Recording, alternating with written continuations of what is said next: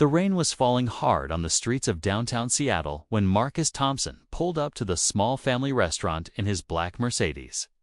He wasn't supposed to be here. His usual Friday night dinner was at the Sky Club, 30 floors above the city, where other millionaires talked about business deals over expensive wine. But tonight felt different. Tonight, he wanted something real. Something that reminded him of the person he used to be before money changed everything. Marcus stepped out of his car, a tea, and looked at the warm yellow lights coming from the restaurant. Windows. The place was called Mama's Kitchen, and it looked nothing like the fancy restaurants he usually visited. Through the rain-covered windows, he could see families eating together, laughing and talking. It made him feel lonely in a way that his big empty house never did. He straightened his expensive suit jacket and walked toward the door, not knowing that this simple decision would change his life forever. Inside the restaurant, the smell of home-cooked food filled the air. Marcus found a table near the back and sat down, trying to blend in with the other customers. But his designer clothes and shiny watch made him stand out like a diamond in a pile of rocks. He was looking at the menu when something made him look up. In the far corner of the restaurant, he saw a woman with 3 small children. The woman had her back to him, but something about the way she moved, the way she tilted her head when she laughed, made his heart skip a beat. Then she turned around, and Marcus felt like the world had stopped spinning. It was Keisha, his Keisha, the woman he had loved more than anything in the world 5 years ago. The woman he had run away from because he was too scared to fight for their love. Her beautiful dark skin glowed under the restaurant lights, and her smile was just as bright as he remembered. But what made his hands shake and his mouth go dry were the 3 little children sitting around her. 3 boys who looked exactly like him when he was their age. They had his curly hair, his brown eyes, and the same dimples in their cheeks that everyone always said made him look friendly. Marcus couldn't breathe. He couldn't think. All he could do was stare at this impossible scene. Keisha was cutting food for one of the boys, while the other 2 were coloring on paper napkins. They looked about 4 years old, maybe 5. Marcus did the math in his head and felt sick to his stomach. 5 years ago, when he left Keisha without even saying goodbye, she must have been pregnant. Not just with 1 baby, but with 3. His babies, his sons. And he had missed everything. Their first words, their first steps, their birthdays, bedtime stories, scraped knees, and happy moments. All of it was gone because he was a coward. The memories came flooding back like a dam had broken in his mind. 5 years ago, Marcus was just starting his computer company. He had some money, but not millions like he had now. He met Keisha at a coffee shop near his office. She was studying to be a teacher, and she had the kindest heart he had ever known. When she smiled at him, it was like sunshine after a long winter. They fell in love so fast and so hard that it scared him. For 2 years, they were inseparable. Keisha supported his dreams, believed in him when nobody else did, and made him want to be a better man. But then Marcus's company became successful, really successful. Suddenly, he was invited to fancy parties and business meetings with rich white people who looked at Keisha like she didn't belong. His business partners would make comments about how he needed to upgrade his girlfriend if he wanted to be taken seriously. His own mother, who had always been cold and caring only about money and status, told him that dating a black woman would hurt his business. She said terrible things about Keisha, called her names that made Marcus angry, but also planted seeds of doubt in his mind. Marcus started to believe the lies. He started to think that maybe Keisha was holding him back. Maybe he needed someone who fit better into his new rich world. The pressure got stronger and stronger until one night he just couldn't take it anymore. Instead of talking to Keisha about his fears, instead of fighting for their love, he wrote a cowardly letter and left it on her kitchen table. The letter said he was sorry, but that they came from different worlds and it would never work. Then, he disappeared from her life like a ghost, changing his phone number and moving to a different part of the city. Now, sitting in this small restaurant, Marcus realized what a terrible mistake he had made. He had thrown away the best thing in his life because he was weak, because he cared more about what other people thought than about the woman who loved him with all her heart. And because of his cowardice, he had missed watching his 3 sons grow up. He had missed being there when Keisha needed him most. She had been alone, pregnant with triplets, working and struggling while he was getting richer and more successful. Marcus stood up from his table, his legs feeling like jelly. He had to talk to her. He had to know for sure if those beautiful little boys were his sons. He had to apologize for being the worst kind of man. As he walked toward their table, one of the boys looked up and stared at him with curious brown eyes. The child's face was like looking in a mirror of his own childhood. There was no doubt anymore. These were his sons, Keisha. Marcus said softly when he reached their table. His voice came out like a whisper, full of pain and regret. Keisha looked up from wiping one of the boys' faces, and when she saw Marcus, her whole body went stiff. The color drained from her face, and her hand stopped moving. For a long moment, they just stared at each other while the children continued eating and playing, not understanding that their whole world was about to change. "Marcus," she said finally, her voice flat and cold like winter ice. "What are you doing here?" "I was just ... I was having dinner and I saw ... Double quotes. Marcus couldn't finish his sentence. His eyes kept moving from Keisha's face to the 3 little boys. "Keisha, are they ... Are they mine?" The question hung in the air like smoke. Keisha's eyes filled with tears, but she blinked them away quickly. She had learned to be strong over the past 5 years. She had to be strong for her boys. "Does it matter now?" she asked, her voice shaking with anger and hurt. "You made your choice 5 years ago when you left me that letter and disappeared. You chose your money and your business over me." One of the boys, the one with the biggest smile, tugged on Keisha's sleeve. "Mommy, who is this man? Why does he look sad?" Marcus felt like someone had punched him in the stomach. The little boy's voice was sweet and innocent, and calling Keisha Mommy made Marcus realize how much he had missed. These children didn't know him. To them, he was just a stranger making their mother upset. This is an old friend of Mommy's," Keisha said carefully, trying to keep her voice steady for the children. "What's your name, sweetie?" she asked the boy, but she was looking at Marcus with eyes that could have melted steel.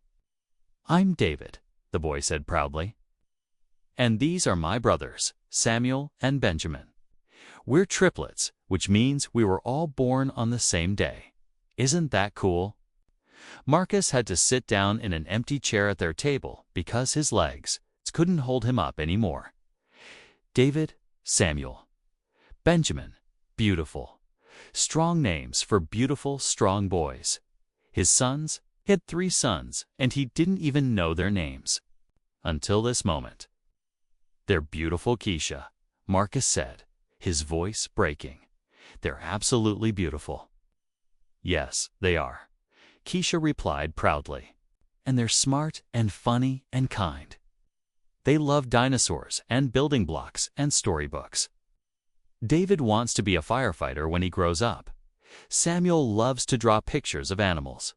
Benjamin is the quiet one, but he gives the best hugs in the whole world." Marcus listened to every word like it was the most important information he had ever heard. These details about his sons were precious to him, but they also made him feel terrible because he should have known all of this already.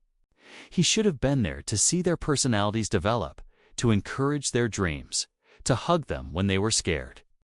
"Keisha, I need you to know that I never stopped loving you," Marcus said quietly, making sure the children couldn't hear. "Leaving you was the biggest mistake of my life. I was young and scared and stupid. The business world, my mother, Everyone was telling me that I needed to choose between you and success. But they were wrong. I was wrong. I chose money over love, and I've regretted it every single day for 5 years. Keisha's eyes hardened. Do you know what it was like, Marcus? Do you have any idea what I went through? Aha! I found out I was pregnant. 2 weeks after you left. Triplets. The doctors said it was high risk and I needed support and help. But I was alone. Completely alone.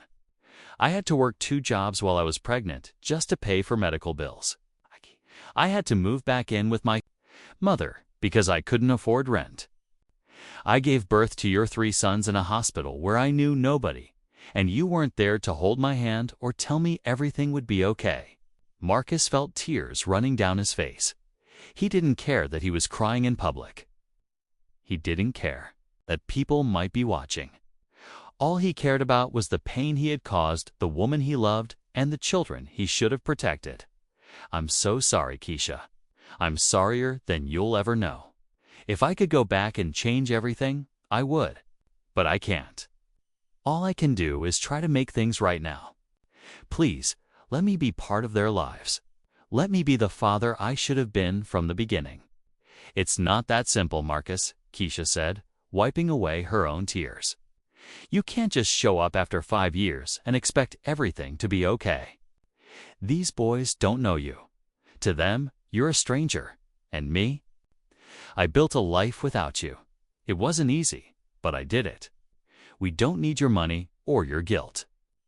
But they need their father, Marcus said desperately. And I need them. Keisha, I have millions of dollars, but I'm the loneliest man in the world. My house is empty. My life is empty. I go to business meetings and fancy parties, but none of it means anything because I don't have the people I love. I don't have you. I don't have them. Samuel, one of the triplets, had been listening to their conversation even though they thought he wasn't paying attention. Children are smarter than adults sometimes think, and Samuel could tell that something important was happening. Tia, he looked at Marcus with his big brown eyes and asked, "Are you our daddy?" The question hit Marcus like lightning. Here was his son, this perfect little boy who looked exactly like him, asking the most important question in the world. Marcus looked at Keisha, asking permission with his eyes to answer honestly. Keisha closed her eyes and took a deep breath. She had known this day might come eventually. She had prepared herself for it, but she never expected it to happen like this, in a random restaurant on a rainy Friday night. "Yes," she said softly, looking at Samuel. "This man is your biological father. But that's complicated, baby. Being someone's daddy means more than just biology. It means being there every day, taking care of you when you're sick, reading you bedtime stories, teaching you right from wrong. This man hasn't done those things. But could he learn?" Benjamin asked quietly. He was the thoughtful one, the one who always asked deep questions that surprised adults. Marcus looked at this wise little boy and felt his heart break and heal at the same time. "I would love to learn, Benjamin. It's more than anything in the world. I want to learn how to be your daddy. But only if your mommy says it's okay, and only if you boys want me to." David, the outgoing one, stood up in his chair and studied Marcus's face carefully. "You have the same nose as me," he said, matter-of-factly, "and the same hair. Are you really our daddy?" "Yes, I am," Marcus said, his voice full of emotion. "And I'm sorry I haven't been here. I made a terrible mistake, and I hurt your mommy very badly. But I want to try to make it right if you'll let me." The 3 boys looked at each other, having one of those silent conversations that only siblings can have. They didn't understand all the complicated adult emotions, but they could see that their mommy was sad and that this man was sad too. And they had always wondered about their daddy, why they didn't have one like some of their friends at school. "What would you do if you were our daddy?" Samuel asked, still suspicious but curious. Marcus thought carefully before answering. This was the most important job interview of his life. Well, I would want to learn what your favorite games are so we could play together. I would want to know what books you like so I could read to you. I would want to take you to the park and push you on the swings.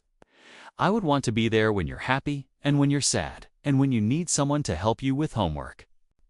Do you know how to make pancakes? David asked seriously. Mommy makes the best pancakes, but she says daddies should know how to make pancakes too. Marcus laughed through his tears. I don't know how to make pancakes, but I would love for your mommy to teach me. Or maybe you boys could teach me. We know how, Samuel said excitedly. You put the batter in the pan and flip it when it bubbles. Watching her sons interact with Marcus was overwhelming for Keisha. She could see so much of him in them, not just physically, but in their personalities. David had Marcus's confidence.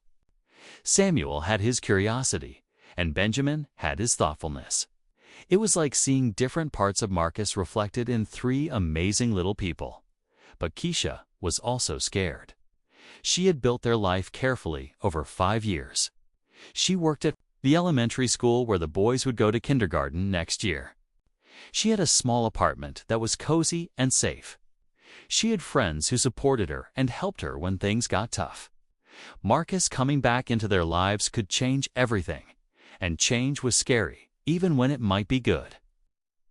Boys, Keisha said gently, why don't you finish your dinner while Marcus and I talk privately for a minute? She stood up and walked toward the front of the restaurant, and Marcus followed her. They stood by the big windows, watching the rain fall on the empty street outside. Marcus, I need you to understand something, Keisha said, her voice strong. But tired. I'm not the same person I was 5 years ago. I'm not the young woman who would drop everything for love. I'm a mother now. These boys are my whole world, and I will do anything to protect them. If you want to be part of their lives, you can't just decide to leave again when things get difficult. You can't disappear when your business gets busy, or when your mother disapproves, or when your rich friends make comments. I understand, Marcus said seriously. Keisha, I'm not the same person either. I learned the hard way that money doesn't buy happiness. I learned that success means nothing if you don't have people to share it with. I was wrong about everything 5 years ago. I was weak and selfish and cowardly.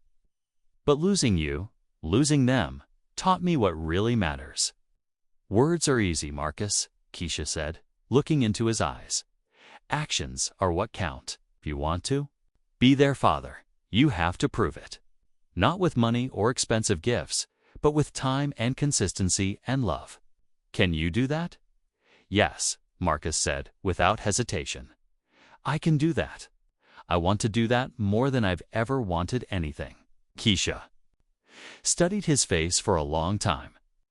She was looking for the old Marcus, the one who had broken her heart. But this man seemed different. He seemed older, sadder, but also more honest. There was desperation in his eyes, but also determination. If we try this, Keisha said slowly, we start small. You don't just become their dad overnight. You earn it. You come to dinner once a week. You take them to the park. You show up to their school events. You prove that you're reliable. And if you hurt them, if you disappoint them, if you decide this is too hard and you want to run away again, I will never forgive you. Do you understand? I understand, Marcus said. And he meant it with every part of his heart. They walked back to the table, where the 3 boys were sharing a piece of chocolate cake and getting frosting all over their faces. They looked up when Marcus and Keisha returned, their eyes full of hope and excitement. Boys, Keisha said, sitting down beside them, Marcus would like to spend some time getting to know you better. How would you feel about that? Could he come to the park with us tomorrow? David asked eagerly. Could he see my dinosaur collection? Samuel added. Benjamin, the quiet one, just smiled and nodded. I think those are wonderful ideas, Marcus said, feeling happier than he had in years. I would love to go to the park and see the dinosaur collection. For the next hour, Marcus sat with his family and learned about his sons. He found out that David was fearless and loved to climb trees. Samuel was incredibly smart and knew the names of 50 different dinosaurs. Benjamin was artistic and loved to draw pictures of their family, always leaving an empty space where a daddy should be. When it was time to leave the restaurant, Marcus helped Keisha put the boys' coats on. His hands were shaking as he zipped up David's jacket and tied Samuel's shoes. These simple acts of being a father felt more important than any business deal he had ever made. "Can we go in your fancy car?" David asked, pointing to the Mercedes parked outside. "David, that's not polite," Keisha scolded gently. "Actually," Marcus said, "I'd rather walk with you to your car. The fancy car can wait." As they walked through the rain together, Marcus felt like he was exactly where he was supposed to be. The boys held Keisha's hands, chattering about their day at school and their plans for tomorrow. Marcus walked beside them, carrying their leftover food and listening to every word like it was music. When they reached Keisha's old Honda Civic, Marcus felt a stab of guilt. While he had been driving luxury cars and living in a mansion, Keisha had been struggling to provide for their children with an old car and probably not much money. "Keisha," he said, as she buckled the boys into their car seats, "please let me help with money. Not because I think money fixes everything, but because you shouldn't have to struggle when I have more than enough." Keisha paused. Her pride wanted to say no, but her practical side knew that raising 3 children alone was expensive. "We'll talk about that later," she said. "This isn't about money, Marcus. This is about you proving you can be the father they deserve." "I know," Marcus said, "and I will, I promise."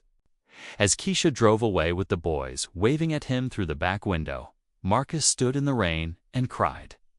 But these weren't tears of sadness anymore. They were tears of hope.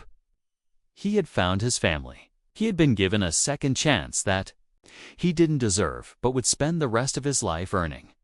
Over the next few months, Marcus kept every promise he made. He came to dinner every Tuesday, bringing flowers for Keisha and small, thoughtful gifts for the boys. Not expensive toys, but books about dinosaurs for Samuel, art supplies for Benjamin, and sports equipment for David. He learned to make pancakes, helped with homework, and read bedtime stories until his voice was hoarse. The hardest part was earning the boys' trust. They had lived their whole lives without a father, and it took time for them to believe that Marcus would stay. There were moments when they tested him, acting out or asking difficult questions about where he had been. Marcus answered every question honestly in ways that 4-year-olds could understand. "I made a big mistake," he would tell them.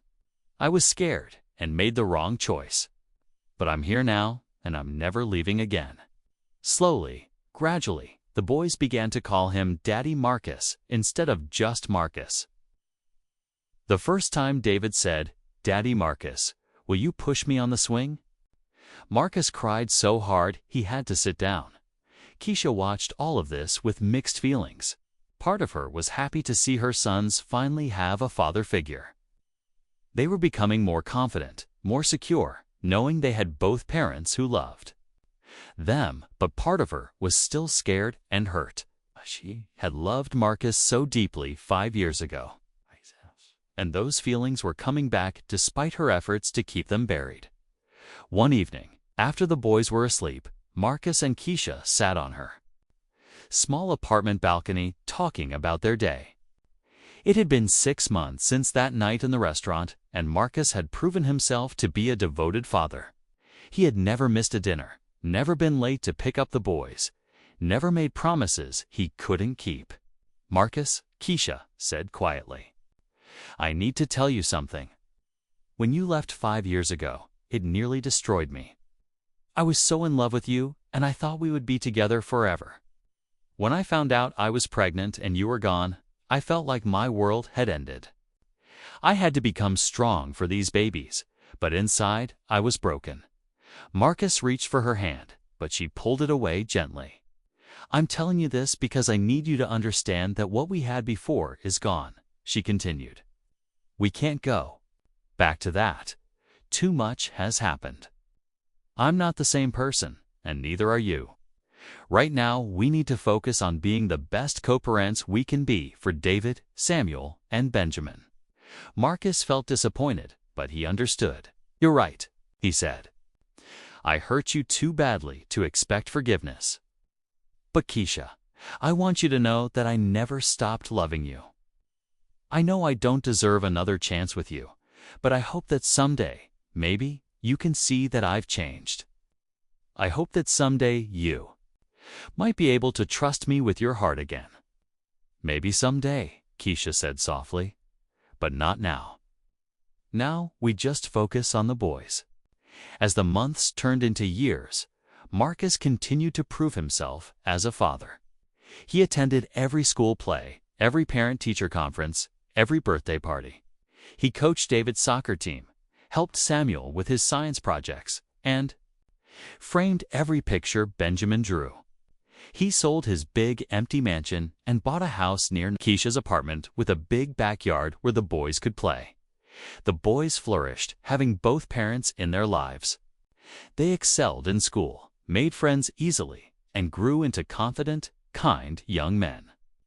David became the star of his basketball team. Samuel won the school science fair 3 years in a row. Benjamin's artwork was displayed in the local library, and slowly, very slowly, Keisha began to trust Marcus again, not just as a father, but as a person. She saw how much he had changed, how much he had grown. The arrogant, scared young man she had known was gone, replaced by someone humble and genuine. Someone who put his family before everything else. 3 years after that rainy night in the restaurant, Marcus and Keisha were watching the boys play in the backyard when Samuel came running over. Mommy, Daddy Marcus, he said, using the name all 3 boys had settled on. We've been talking, and we want to know something. Are you guys going to get married like Tommy's parents did after they got divorced? Keisha and Marcus looked at each other and laughed. Leave it to their brilliant sons to ask the question they had both been thinking about, but were too scared to say out loud. What do you boys think about that? Keisha asked carefully. We think it would be awesome, David shouted from the swing. Set. Then we would be a real family, Benjamin added quietly. We're already a real family, Marcus said, pulling Benjamin onto his lap. But if your mommy wants to marry me, and if you boys want me to be your daddy for real and forever, then yes, I would love that more than anything. Keisha looked at this man who had broken her heart and then spent 3 years putting it back, together, piece by piece. He wasn't perfect, but he was trying every day to be better. He wasn't the same person who had run away, and she wasn't the same person who had been left behind. Ask me in 6 months, she said with a smile. If you can get through Christmas and 3 birthdays without running away, then we'll talk about making this official. Marcus grinned and pulled her into a hug while the boys cheered and ran around the yard like wild animals. I'm not going anywhere, he whispered in her ear. Never again. And he didn't. 6 months later, Marcus proposed to Keisha in the same restaurant where they had found each other again. The boys were his best men, dressed in matching suits and carrying rings they had helped pick out. The restaurant was decorated with flowers and filled with all their friends and family, including Marcus's mother, who had apologized for her past behavior and fallen in love with her grandsons, when the minister asked if anyone objected to the marriage. 7-year-old David stood up and said, "We object to waiting any longer. Hurry up and make them married." Everyone laughed, including the minister, who quickly pronounced them husband and wife, as Marcus kissed his bride and hugged his sons. He thought about the journey that had brought them to this moment. He had made terrible mistakes, hurt the people he loved most, and almost lost everything that mattered. But sometimes, if you're very lucky and you work very hard to make things right, you get a second chance at love. A millionaire seizes black. Ex-wife at a restaurant with 3 children who looked just like him, That was how their story began, with a chance encounter that changed everything. But it wasn't really about being a millionaire, or about race, or even about the shocking discovery of 3 sons he never knew existed. It was about love, forgiveness, and the courage to fight for what matters most. Marcus learned that true wealth isn't measured in money or business success. It's measured in the laughter of your children, the trust of the woman you love, and the peace that comes from knowing you're exactly where you're supposed to be. He learned that running away is easy, but staying and fighting for love is what makes you a real man. And Keisha learned that sometimes people really do change. Sometimes the person who breaks your heart can become the person who heals it, if you're brave enough to let them try. Together, they built a life based on honesty, commitment, and unconditional love. They taught their sons that family isn't just about biology, it's about choice. It's about choosing to love each other every day, even when it's hard. It's about choosing to forgive, to grow, and to never give up on the people who matter most. Years later, when David, Samuel, and Benjamin were grown men with families of their own, they would tell their children the story of how their grandfather found their grandmother again in a small restaurant on a rainy night. How love conquered fear, how patience conquered pride, and how a family that was broken became stronger than ever before. Because sometimes, the most beautiful love stories aren't about perfect people who never make mistakes. Sometimes they're about imperfect people who make terrible mistakes but love each other enough to make things right. Sometimes they're about second chances, forgiveness, and the miraculous power of a love that refuses to die, even when it seems impossible. The story that began with a millionaire sees his black wife at a restaurant with 3 children who look just like him became a story about so much more. It became a story about what it really means to be wealthy, what it really means to be successful, and what it really means to come home.